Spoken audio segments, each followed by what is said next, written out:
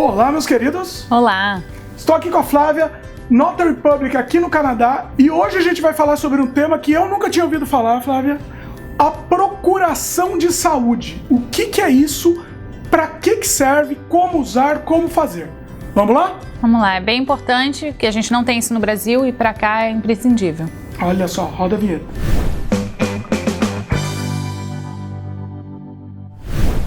Bom, Flávia, explica pra gente, vamos começar entendendo o que é a procuração de saúde, né? Funciona como uma procuração, do jeito que a gente conhece uma procuração no Brasil. A gente já falou aqui sobre Power of Attorney, que é a procuração daqui no Canadá.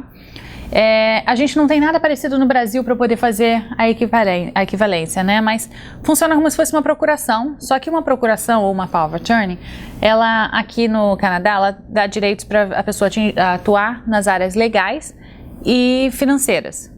A procuração de saúde, o nome desse documento legalmente falando é Representation Agreement. É um acordo de representação, que a pessoa pode representar você nos aspectos de cuidados pessoais e saúde.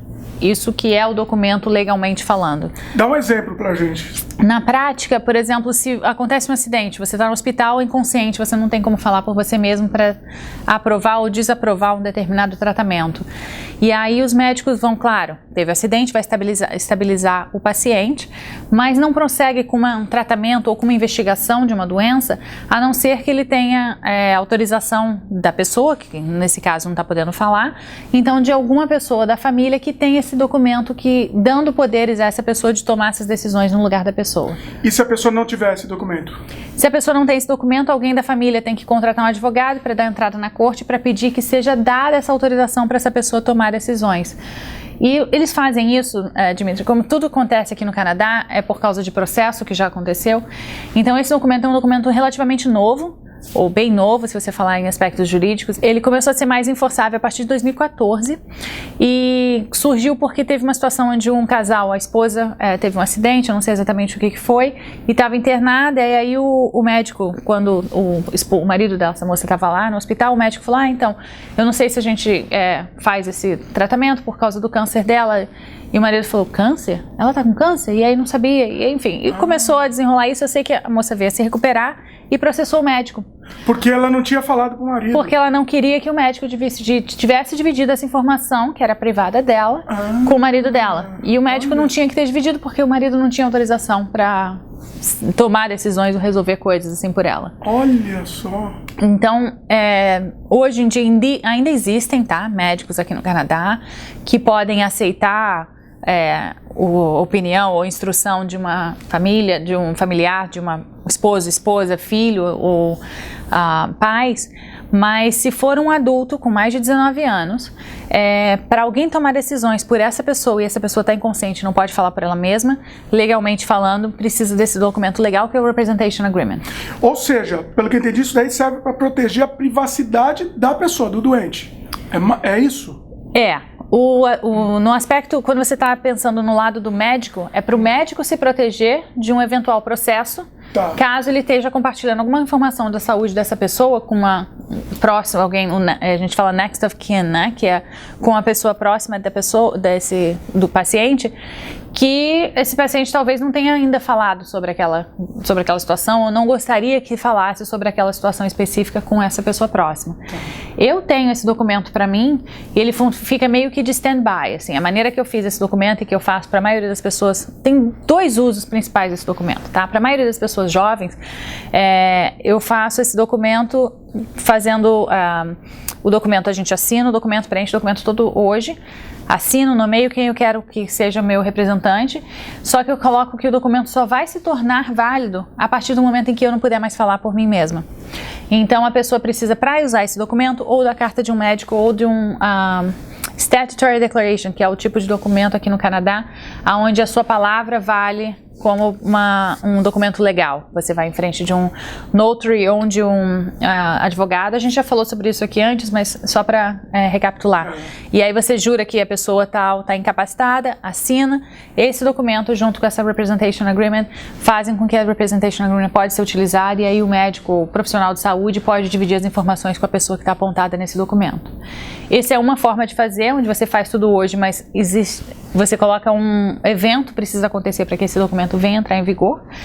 E a outra forma é que aí acontece mais para quem já tem uma idade mais avançada e precisa mesmo de ajuda na tomada de decisões, faz o documento e fala ele passa a ser eficaz a partir de hoje. Então, daí a pessoa sempre pode tomar decisões. Eu já tive um caso também de uma cliente minha, que ela tinha os documentos todos em ordem, tudo certo, ela é uma senhora já, a mãe dela, que era mais velha, teve um acidente, caiu e ficou inconsciente, estava internada aqui no hospital, perto do meu escritório aqui em Langley, e o médico, quando a minha cliente era filha única, a mãe é viúva, e aí quando a minha cliente chegou até o hospital, o médico falou, a sua mãe está inconsciente, mas eu não posso falar mais nada, não posso dizer o que aconteceu, não posso dizer o que ela sofreu e nem quais são os próximos passos, porque eu não tenho nenhuma autorização legal para falar com você.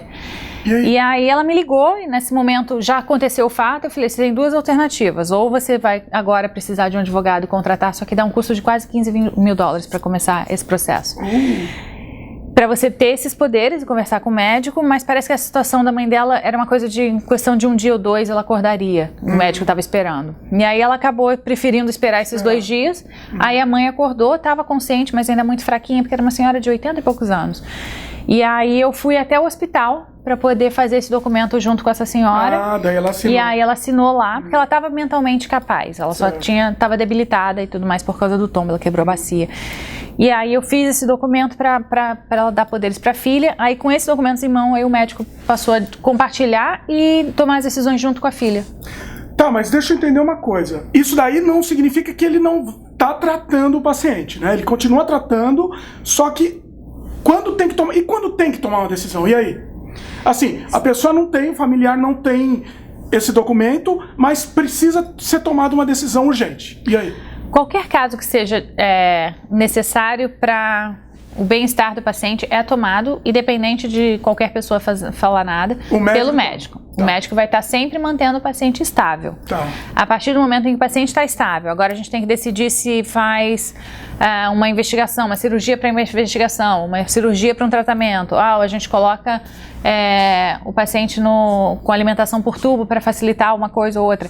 Aí esse tipo de coisa precisa ter uma autorização da família ou de alguém. Que não é um caso de vida e morte. Vida e morte, exatamente. E aí, mas eles precisam disso e as pessoas têm, aqui no Canadá, as pessoas têm muito hábito de fazer isso, porque muita gente é contra alimentação por tubo, falar, se eu não estiver conseguindo me alimentar com colher, eu não quero que alguém coloque tubo para me alimentar. Muita gente fala que não quer que seja feito ressuscitação, se a pessoa, eu já tenho mais de 80 anos, eu estou numa situação, eu tenho um câncer, e aí por acaso, além disso, de uma parada cardíaca, eu não quero que me ressuscite. Aqui eu ouço muito desses casos, são coisas que a gente coloca no documento, sim. É a decisão da pessoa, né, do paciente. Do paciente, aí as pessoas respeitam isso. Principalmente essa questão da alimentação. Já tiveram vários casos que foram parar na justiça e que são casos estudados aí, que a casa de saúde se sente na obrigação de alimentar a pessoa para a pessoa não morrer de fome por tubo, mas a pessoa tinha um documento dizendo que não quer ser alimentada por tubo e aí isso sempre tudo entra no documento. Isso tudo entra no documento. Essa pessoa pode decidir por mim, só que eu não vou querer, por exemplo, ser alimentado por tubo. Ela pode uma ressalva que você coloca, isso, a pessoa pode colocar isso no documento, que eu não quero, ela pode colocar, as minhas vontades são essas, e essa é a pessoa que vai estar tomando as decisões nesses aspectos legais e cuidados pessoais saúde e cuidados pessoais comigo. Ou seja, além dessas minhas vontades, essa pessoa vai decidir as outras coisas. Isso. Mas a prioridade são essas minhas vontades. Isso. Interessante. Existe até um outro documento chamado Advance Directive, que é onde você só coloca o que você quer e o que você não quer que aconteça com você. E acontece, eu já fiz alguns desses, não muito, mas normalmente é feito por pessoas que não tem ninguém próximo para poder apontar. E aí a gente tem muitas pessoas que moram nessas casas de tipo asilo, e aí são imigrantes e não tem família, não tem ninguém, e aí não tem para quem apontar, faz só esse documento e registra esse documento com o médico de família. Essa é uma opção também. O que é mais comum comum é esse acordo de representação, que é o Representation Agreement, que os brasileiros costumam chamar de procuração de saúde. E é onde a pessoa já está perdendo a capacidade mental dela, você também toma decisões com relação à moradia. Eu vou transferir essa pessoa para uma casa de moradia assistida, coisas assim também.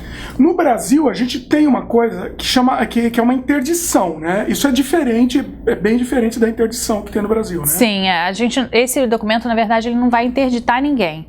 Esse documento, ele funciona para poder facilitar a tomada de decisões, porque aí a pessoa vai numa casa, por exemplo, se for o caso da pessoa se mudar para uma casa de assisted living, que eles chamam aqui, que eu acho que é parecido com o asilo do Brasil, né? Mas não sei hoje em dia como tá. Os asilos que eu visitei há muitos anos atrás no Brasil são bem diferentes dessas casas de assisted living que eu vejo aqui. É uma coisa... Parece um hotel de 5 estrelas, assim, é muito bonito. Mas tem...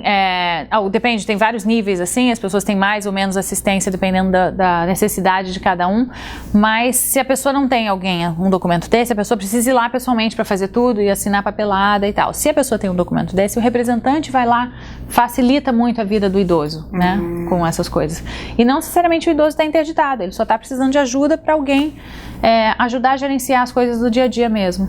E não dá para você fazer, por exemplo, uma procuração normal com isso daí incluído. Tem que ser uma outra procuração mesmo.